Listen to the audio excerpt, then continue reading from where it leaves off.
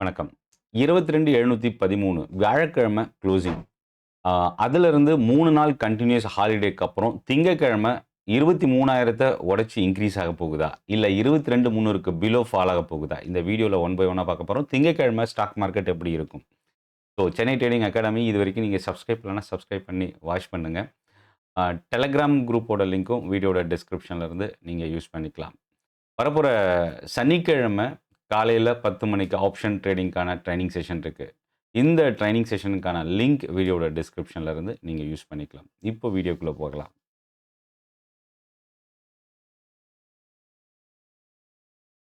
First விஷயம் என்னன்னா, நிஃப்டியோட க்ளோசிங் 22,713.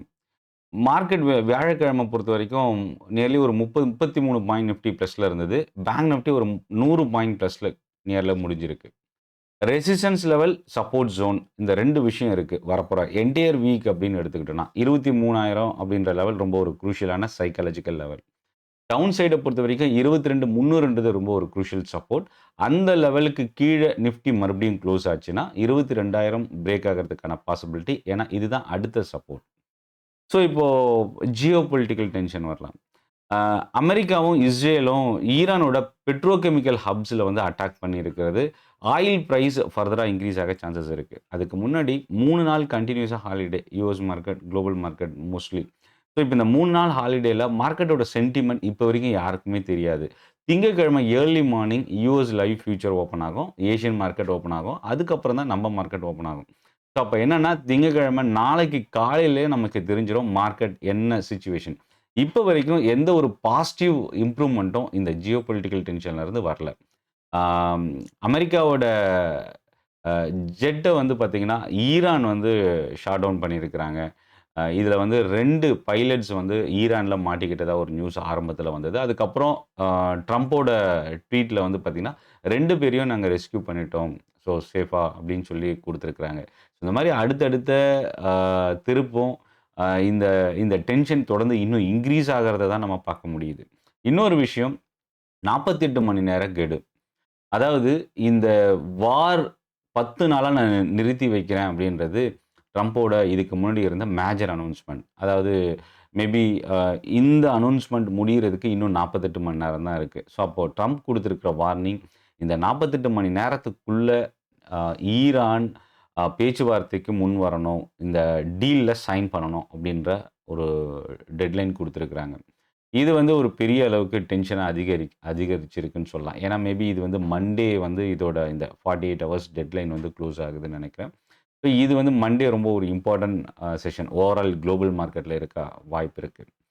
அடுத்தது அ ஆர்பிஐயோட மானிட்டரி பாலிசி.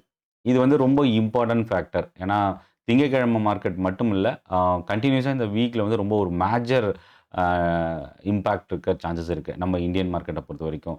ஆர்பிஐயோட மீட்டிங் ரொம்ப ஒரு குரூஷியலான ஸ்டேஜ்ல தான் நடக்குது. அ அமெரிக்கா, ஈரானோட வார், அதுக்கப்புறம் நமக்கு ஆயில் டிமாண்ட் ஷார்ட்டேஜ் பெரிய அளவுக்கு பாதிப்பு. கேஸ் ஆல்ரெடி ஷார்ட்டேஜ்ல போயிட்டுருக்கு. இந்த சிச்சுவேஷன்ல ஆர்பிஐ இந்த 3 நாள் மீட்டிங்ல என்ன முடிவு எடுக்க போறாங்க? மேபி இந்த மீட்டிங்கோட அனவுன்ஸ்மென்ட் புதன்கிழமை வர்றதுக்கு சான்சஸ் இருக்கு. ஸோ, அப்போ இந்த வாரம் ஃபுல்லாவே ஒரு ஆக்ஷன் பேக்டு வாரம் அப்படின்னு சொல்லலாம். அடுத்தது குவார்ட்டர்லி ரிசல்ட். ஸோ, இப்போ ஏப்ரல் 1 வீக்ல நம்ம இருக்கோம். ஜான்வரி, பிப்ரவரி, மார்ச் இந்த 3 மாசம் வந்து லாஸ்ட் குவார்ட்டர். இந்த 2026 ஃபினான்ஷியல் இயரோட லாஸ்ட் குவார்ட்டரோட ரிசல்ட் ஒன் பை ஒன்னா கம்பெனிஸ் வந்து இப்போ எர்னிங்ஸ் வந்து அனவுன்ஸ் பண்ண ஆரம்பிப்பாங்க. அப்ப என்னன்னா, இந்த சிச்சுவேஷன் இந்த வாரத்திலருந்து மேபி குவார்ட்டர்லி ரிசல்ட் வரதுக்கு வாய்ப்பு இருக்கு. ஆனா, ஐடி கம்பெனிஸ் தான் மேஜர் எக்ஸ்பெக்டேஷன் இருக்கு. இப்ப இருக்கிற ஏன்னா இந்த ஏஐயோட இம்பாக்ட் வந்து ஓவரால் லாஸ்ட் ஒரு 1 1/2 மந்த்ஸ்லேருந்து 2 மந்த்ஸ்ல பெரிய பாதிப்பை ஏற்படுத்தியிருக்கு. கிட்டத்தட்ட இந்த ஜான்வரியிலிருந்துன்னு கூட எடுத்துக்கலாம். அப்போ இந்த ஏஐயோட இம்பாக்ட் வந்து பார்த்தீங்கன்னா, ஐடி செக்டார பெரிய அளவுக்கு பாதிப்பை ஏற்படுத்தியிருந்தது. அதுக்கப்புறம் வர இந்த குவார்ட்டர்லி ரிசல்ட் என்ன தாக்கத்தை ஏற்படுத்த போகுது? ஆ இப்ப இருக்கிற டெக்னிக்கலா ஐடி இண்டஸ்ட்ரி ஆ ஒரு புல்லிஷ் மொமெண்டம் டர்ன் ஆயிருக்கு. ஒரு பை சிக்னல் டெக்னிக்கலா ஜெனரேட் ஆயிருக்கு. டே சார்ட்ட பொறுத்தவரைக்கும். ஸோ இது வந்து என்னன்னா, மேபி இந்த ரிசல்ட் கை குடுத்தா ஐடி செக்டாருக்கு இது ஒரு பெரிய பாசிட்டிவா டர்ன் ஆகுறதுக்கான ஸ்ட்ரெங்தன் கிடைக்கிறதுக்கான வாய்ப்பு நம்ம எதிர்பார்க்கலாம். அடுத்தது பார்மா செக்டார். 100% டாரிஃப் ஃபார்மா செக்டாருக்கு இம்போஸ் பண்ணுறதுக்கான அமெரிக்காவோட ஒரு நியூஸ் எதிர்பார்ப்பு இருக்குது. இந்த எதிர்பார்ப்பு இன்னும் அஃபிஷியலாக எந்த ஒரு அனௌன்ஸ்மெண்ட்டும் வரல. பட் ஆனால் இந்த நியூஸ் வந்து ஃபார்மா செக்டாரில் லாஸ்ட் தேர்ஸ்டே அன்னைக்கு ஒரு பெரிய பாதிப்பை ஏற்படுத்துச்சு. இதில் முக்கியமாக நியர்லி 10-20% ரெவன்யூ அமெரிக்கா மூலயமா ஜென்ரேட் பண்ணுற ஃபார்மா கம்பெனிஸ்க்கு இது ஒரு பெரிய இம்பேக்ட். இதில் அவங்க கொடுக்கக்கூடிய விஷயம் என்னென்னா, ஜெனரிக் ஃபார்மாவுக்கு இதில் வந்து எக்ஸம்ஷன் இருக்கும் அப்படின்னு கொடுத்துருக்குறாங்க. பட் ஆனால் நம்ம இந்தியன் கம்பெனிஸை மோஸ்ட்லி வந்து ஜெனரிக் மெடிசின்ஸ் தான் வந்து அதிகமாக நம்ம எக்ஸ்போர்ட் பண்ணுறோம். ஸோ அப்போ வந்து இந்த டாரிஃப் இம்பேக்ட் பெரிய அளவுக்கு பாதிக்கிறதுக்கு வாய்ப்பில்லை இந்தியன் ஃபார்மா கம்பெனிஸ்க்குன்னு எக்ஸ்பெக்டேஷன். மக்வாரின்ற குளோபல் புரோக்கரேஜ் கம்பெனி கொடுத்துருக்கிறது ஒரு பாசிட்டிவான ஒரு விஷயம். ஏன்னா பேட்டன்ட் ட்ரக்குக்கு தான் 100% டாரிஃப் வர்றதுக்கான பாசிபிள் இருக்குது அப்படின்னு கொடுத்துருக்குறாங்க. அடுத்தது இந்த அமெரிக்கா, ஈரான், இஸ்ரேல் இந்த வார் சிச்சுவேஷனில் பெரிய அளவுக்கு பாதிப்பு ஒவ்வொரு துறையில் இப்போ ஆரம்பிச்சிருக்கு. ஏன்னா இதுக்கு முன்னாடி ஆயில், ரிஃபைனரி, கேஸ் இந்த மாதிரி ஷார்ட்டேஜ் இருந்தது. இம்போர்ட், எக்ஸ்போர்ட் பெரிய அளவுக்கு பாதிப்பு இருந்தது. இந்த சிச்சுவேஷனில் இப்போ அடுத்தடுத்த துறையாக ஒரு துறையாக என்ன பாதிப்புன்றது கொஞ்சம் கொஞ்சமாக இப்போ வெளியே வர ஆரம்பிச்சிருக்கு. ஸோ இது வந்து ஓவரால் ஸ்டாக் மார்க்கெட்டுக்கு இது ஒரு நெகட்டிவ் இம்பேக்ட் தான். அதில் வந்து பார்த்திங்கன்னா பிளாஸ்டிக் கம்பெனிஸு, ஷெய்லி, நீல்கமல், இந்த லக்கேஜ் இண்டஸ்ட்ரீஸ்க்கு ஒரு நெகட்டிவான நியூஸ். பிளாஸ்டிக் யூனிட் வந்து அதிகமாக ப்ரொடக்ஷன் பாதிப்பு ஏற்படுத்தியிருக்கு அப்படின்னு சொல்கிறாங்க. அடுத்தது ஒரு சில பர்டிகுலர் இண்டஸ்ட்ரீஸ்க்கும் இது ஒரு பெரிய இம்பேக்ட் இருக்கவும் வாய்ப்பு இருக்குது. இதில் இன்னொரு விஷயம், சுகர். மகாராஷ்டிராவோட சுகர் எக்ஸ்போர்ட் ப்ரொடக்ஷன் வந்து பார்த்திங்கன்னா 22% இன்க்ரீஸ் ஆகிருக்கு. ஸோ திங்கட்கிழமை சுகர் ஸ்டாக்ஸ் நம்ம வாட்ச் பண்ணலாம். இப்போ பேங்கிங் வரலாம். பேங்கிங் ரொம்ப இம்பார்ட்டன்ட் ஃபேக்டர். 2 விஷயம். ஒன்று ஆர்பிஐயோட மானிட்டரி பாலிசி அனௌன்ஸ்மெண்ட் இருக்குது. இன்னொன்று குவார்ட்டர்லி பிஸ்னஸ் அப்டேட்டு ஒவ்வொரு பேங்க்ஸு, ஃபினான்ஷியல் கம்பெனிஸாக அனௌன்ஸ் பண்ணியிருக்கிறாங்க. அதில் ஹெச்டிஎஃப்சி பேங்க்கோட பிஸ்னஸ் அப்டேட் ரொம்ப இம்பார்ட்டன்ட். ஏன்னா ஹெச்டிஎஃப்சி பொறுத்த வரைக்கும் 2 விஷயம். இந்த AT1 பாண்ட் இஷ்யூஸ் ஆல்ரெடி மிஸ்செல்லிங் பண்ணியிருந்தாங்கன்ற ஒரு ஸ்கேம் நடந்திருக்கிறதா ஒரு ரிவ்யூ கமிட்டி ஃபார்ம் பண்ணியிருந்தாங்க எக்ஸ்டர்னல் ஆடிட்டர் மூலயமா ஹெச்டிஎஃப்சி பேங்க். இந்த பிரச்சனை ஒரு பக்கம், அதுக்கான சீரியஸ் ஸ்டெப்பு பேங்க் மேனேஜ்மெண்ட் எடுத்திருக்கிறதா சொல்லியிருந்தாங்க. 2வது இதில் ஹெச்டிஎஃப்சி பேங்க்குடைய Q4 பிஸ்னஸ் அப்டேட். இதில் ஹெச்டிஎஃப்சி பேங்க் டெபாசிட் வந்து பார்த்திங்கன்னா 14.4% கடந்த வருஷத்தை விட இந்த வருஷம் இன்க்ரீஸ் ஆகிருக்கு. அதே போல் ப்ரீவியஸ் குவார்ட்டரோட 8.6% ரைஸ் ஆகிருக்கு. அட்வான்ஸ் 12% இன்க்ரீஸ் ஆகிருக்கு. பட் இதில் எதிர்பார்க்கக்கூடியது என்னென்னா, குவார்ட்டர் வந்து பார்த்திங்கன்னா CD ரேஷியோ வந்து டிக்ளைன் ஆகிருக்கு. பட் ஒரு சில நம்பர் வீக்காக இருந்தாலும் பட் ஓவரால் நம்பர் ரொம்ப ஸ்டெடியாகவும் க்ரோத் வைஸ் கொடுத்துருக்குறாங்க அப்படின்னு சொல்லலாம். அடுத்தது ஆயில் டிமாண்ட். கோல்ட்மேன் கொடுத்துருக்குற ரொம்ப ஒரு முக்கியமான ஒரு நியூஸு, ரொம்ப ஒரு ஷாக்கிங்கான இன்ஃபர்மேஷன் அப்படின்னு கூட சொல்லலாம். ஏப்ரல் மாதத்தில் இந்த சமையல் கேஸுக்கான டிமாண்ட் அதிகமாகும். சப்ளை வந்து ரொம்ப டிஸ்டர்ப் ஆகிருக்கு. அதனால் இது ஒரு பெரிய பிரச்சனை ஏற்படுத்துறதுக்கு வாய்ப்பு இருக்குது அப்படின்னு கோல்ட்மேன் கொடுத்துருக்குறாங்க. இது ஒரு நெகட்டிவ். டிமாண்ட் வந்து ரொம்ப கடுமையாக இருக்கும் அப்படின்றதையும் மென்ஷன் பண்ணியிருக்கிறாங்க. அதுக்கு அடுத்ததாக வந்து பார்த்திங்கன்னா பெட்ரோல் அண்ட் டீசல், இதுலேயும் வந்து பிரச்சனை இருக்கிறதுக்கு வாய்ப்பு இருக்குன்றதையும் மென்ஷன் பண்ணியிருக்கிறாங்க Goldman. So oil, gas, refinery இந்த செக்டார் வந்து நம்ம மண்டேவும் இந்த வாரமும் நம்ம கவனிக்கலாம். அடுத்தது business updates bank of Baroda, RBL, Bandhan bank, IndusInd bank. So இவங்களோட பிஸ்னஸ் அப்டேட் வந்து ஆல்ரெடி வீக்கெண்டில் கொடுத்துருக்குறாங்க. இது திங்கட்கிழமை மார்க்கெட்டில் இதோட இம்பேக்ட் இருக்க வாய்ப்பு இருக்குது. எஸ் பேங்க், பந்தன் பேங்க், அப்புறம் இது மட்டும் இல்லாமல் supply chain companies DMart, VMart இவங்களோட பிஸ்னஸ் அப்டேட் கொடுத்துருக்குறாங்க.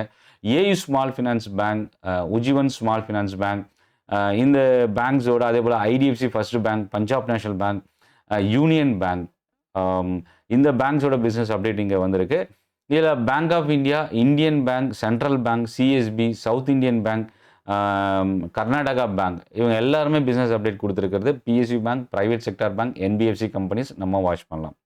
இதை தாண்டி பஜார் ஸ்டைல், V2 ரீட்டைல், L&T ஃபினான்ஸு, Aavas financiers, Marico, IDBI bank இவங்களோட பிஸ்னஸ் அப்டேட்டும் கொடுத்துருக்குறாங்க. இந்த ஸ்டாக்ஸ்லாம் நம்ம கவனிக்கலாம்.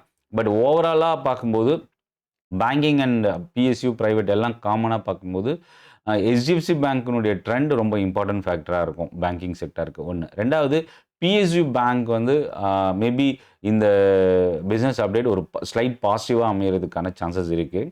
அடுத்தது ஸ்ரீ சிமெண்ட், மேகாலயா ஸ்டேட்டில் வந்து பார்த்தீங்கன்னா பிஸ்னஸ் ஆப்ரேஷன்ஸ் நியூ பிளான்ட் அமைக்கிறதுக்கான அப்ரூவல் ரிசீவ் பண்ணியிருக்கிறாங்க. கோடெக் வந்து ஏஎம்சி ஸ்டாக்ஸுக்கான அப்டேட் கொடுத்துருக்காங்க. அதில் ICICI prudential life insurance ICICI prudential AMC HDFC AMC upgrade பண்ணியிருக்கிறாங்க. இந்த 2 ஸ்டாக்கும் இல்லை ஐசிஐசிஐ ஏஎம்சி வந்து பார்த்தீங்கன்னா ஆடுன்ற ஸ்டாண்ட்ஸை கொடுத்துருக்குறாங்க. HDFC ஏஎம்சியை பொறுத்த வரைக்கும் அப்கிரேட் கொடுத்துருக்குறாங்க. இந்த 2 செக்டாரை நம்ம வாட்ச் பண்ணலாம். இண்டிகோ கவர்மெண்ட் எடுத்த ஒரு முக்கியமான ஸ்டெப் என்னென்னா, இந்த ஏர் ஃபேர் வந்து 60% வந்து ஒரு ஃபேர் வேல்யூ ஃபிக்ஸ் பண்ணணும்னு கொடுத்துருந்தாங்க கவர்மெண்ட். இது வந்து ஏவியேஷன் செக்டருக்கு ஒரு பெரிய அளவுக்கு பாதிப்பை ஏற்படுத்திச்சு. இப்போது அந்த பாலிசியை நிறுத்தி வச்சிருக்கிறாங்க கவர்மெண்ட். இது இண்டிகோவுக்கு ஒரு பாசிட்டிவ். பட் ஆனால் ஜியோ பொலிட்டிக்கல் டென்ஷன் இன்னொரு பக்கம் அது நெகட்டிவ். ஸோ இண்டிகோ ஸ்ட்ரகிள்க்கான சான்சஸ் இருக்குது. எந்த டைரக்ஷனில் வேணாலும் மூவ் ஆகிறதுக்கான சான்சஸ் இருக்குது. ஐடி செக்டார் வியாழக்கிழமை ரொம்ப ஸ்ட்ராங்காக க்ளோஸ் ஆகிருக்கு. கோஃபோர்ஜ், பர்சிஸ்டன்ட் இந்த மாதிரி ஐடி ஸ்டாக்ஸில் ஒரு ஸ்ட்ரென்தன் இருந்தது. ஃபார்மா ஸ்டாக்ஸை டாரிஃப் இம்பேக்ட்னால ஓப்பனிங்கில் பாதிப்பு இருந்தாலும் செகண்ட் ஹாஃபில் வந்து கொஞ்சம் ஒரு நியூட்ரலைஸ் ஆகி ஒரு ஸ்லைட் நெகட்டிவில் தான் க்ளோஸ் ஆகிருக்கு. ஆயில் மார்க்கெட்டிங் கம்பெனிஸ் க்ரூட் ஆயிலோட ப்ரைஸ் முக்கியமாக திங்கக்கிழமை க்ரூட் ஆயில் இன்க்ரீஸ் ஆகி ஓப்பன் ஆகிறதுக்கான சான்சஸ் இருக்குது. ஏன்னா இந்த 48 hours டெட்லைன் ஆன அனௌன்ஸ்மெண்ட் தான் கடைசியாக வந்திருக்கு. அதனால் மேபி திங்கக்கிழமை மார்க்கெட் ஓப்பன் ஆகிறதுக்கு முன்னாடி ஏதாவது பாசிட்டிவ் நியூஸ் வந்தால் மார்க்கெட் ரெக்கவரி நம்ம எதிர்பார்க்கலாம். பட் இப்போ இருக்கிற நியூஸை பொறுத்த வரைக்கும் வச்சு பார்க்கும்போது மார்க்கெட் வந்து ஒரு வீக் ஓப்பனிங் தான். ஏஷியாலையும் சரி யூஎஸ் ஃபியூச்சர்ஸ்லேயும் நடக்கிறதுக்கான சான்சஸ் இருக்குது. மெட்டல் செக்டார் கவனிக்கலாம். ரிஃபைனரி ஸ்டாக்ஸை வாட்ச் பண்ணலாம். ஸோ ஆயில் மார்க்கெட்டிங், ரிஃபைனரி இது ரெண்டுமே கிட்டத்தட்ட ஒரே செக்டாருக்குள்ளே வரக்கூடிய விஷயம். மெட்டல், ஐடி, ஃபார்மா இந்த செக்டார் வந்து அடிஷ்னலாக நம்ம கவனிக்கக்கூடிய செக்டார் மண்டே மார்க்கெட்டில். இதில் பாசிட்டிவ் சைடு ஐடி செக்டாரை நம்ம பார்க்கலாம். ஏன்னா டெக்னிக்கலாக கொஞ்சம் ஸ்ட்ரென்தன் கிடச்சிருக்கு. நெகட்டிவ் சைடில் ஃபார்மா செக்டார் இன்னும் அது கிளியர் விசிபிலிட்டி ஒரு ஸ்ட்ராங்கான நோட்டில். பட் ஆனால் ப்ரோக்கரேஜோட அப்டேட் வந்து ஒரு பாசிட்டிவ் சென்டிமெண்ட்டாக ஃபார்மா செக்டாருக்கு கொடுத்துருக்கு. அதாவது இந்த டாரிஃப் இம்பேக்ட் பெரிய அளவுக்கு பாதிப்பு இல்லைன்னு கொடுத்துருக்குறாங்க. ஸோ மேபி அது இன்க்ரீஸ் ஆகுதான்றதை நம்ம வெயிட் பண்ணி பார்க்கலாம். இந்த வீடியோ உங்களுக்கு யூஸ்ஃபுல்லாக இருக்கும் அப்படின்னு நினைக்கிறேன். சென்னை ட்ரேடிங் அகாடமி சப்ஸ்கிரைப் பண்ணி வாட்ச் பண்ணுங்கள். ஏப்ரல் 11 சனிக்கிழமை காலையில் 10 மணிக்கு ஆப்ஷன் ட்ரேடிங்கான ட்ரைனிங் செஷன் இருக்குது சென்னை தாம்பரமில். இது ஒரு ஃப்ரீ ட்ரைனிங் தான். இந்த ட்ரைனிங் செஷன் கலந்துக்கிறதுக்கான லிங்க் வீடியோவோட டிஸ்கிரிப்ஷனில் இருந்து நீங்கள் யூஸ் பண்ணிக்கலாம். நன்றி, வணக்கம்.